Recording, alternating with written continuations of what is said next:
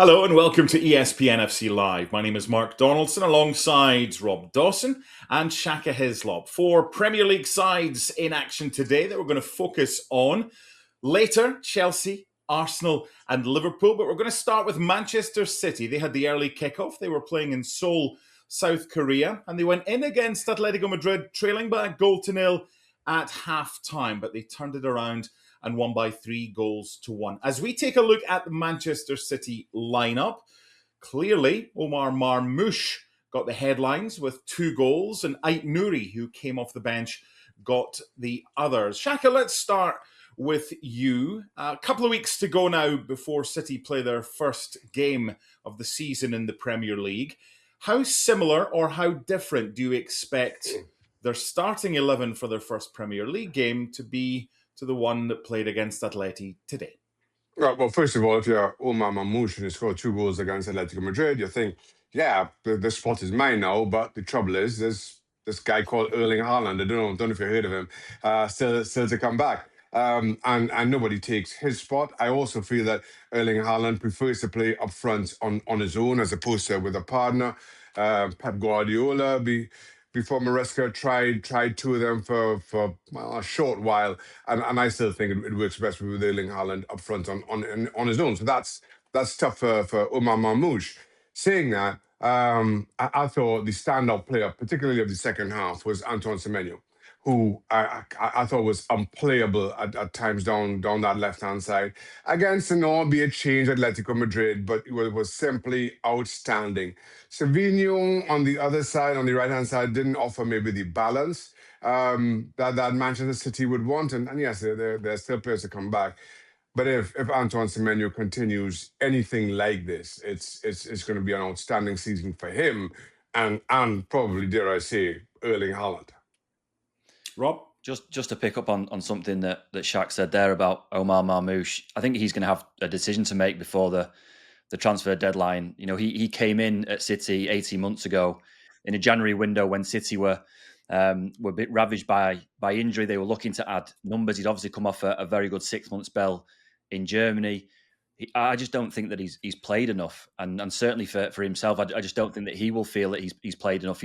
I think he made 8 Premier League starts last season, and it's all well and good him scoring 2 goals today, and I'm sure that he'll have walked off that pitch today feeling that he will have made an impression on Enzo Maresca and probably felt that he's done everything that he can to make sure or try to make sure he starts that first game of the season. But as Shaka's pointed out, Erling Haaland, if he's fit and available, is going to play up front every single week, and it leaves Marmoush with a decision to make before the deadline about whether he wants to stay at City and be second choice and play the odd game, maybe play in the cup competitions and do what he can there, or whether he wants to go to City and Enzo Maresca and say, well, I just need to be playing more regularly. I need to have a look at what my options are and possibly move away. That there has been tentative interest at different points from Tottenham. That seems to have gone quiet a little bit, although Tottenham are looking for forward players. I just think that we're looking at a really critical couple of weeks now for Omar Marmoush, because it's a really tough decision. You know, City is a great place to play. It offers the opportunity to win loads of trophies. I just don't see that if everyone's fit and available that he plays week in, week out, and that may not be enough for him. Plus, Erling Haaland is going to come back, but will he come back for the first game of the season? He's highly unlikely to play in the Community Shield, certainly from the start. So that was a decent opportunity for Marmoush, but as Shaka said, Semenyo was outstanding in this one. So City come from behind to beat Atletico Madrid by 3-1. Atleti's season starts next weekend, by the way, when La Liga kicks off live on ESPN Plus in the United States. Now, Chelsea were in action for the second time in 24 hours, so it was an entirely changed starting 11 for their game. And Rob, I want to start with you for this one. They were playing against Johor Darul Tazim. Liam Delap with a couple of goals for Chelsea in this one. We saw João Pedro doing very well yesterday. What's Liam Delap's position as far as starter or patient for Chelsea this season going to be? And how do you think they're going to line up? Because we've seen Xabi Alonso play a back 3 in a couple of games in pre-season. Where does that leave Liam Delap?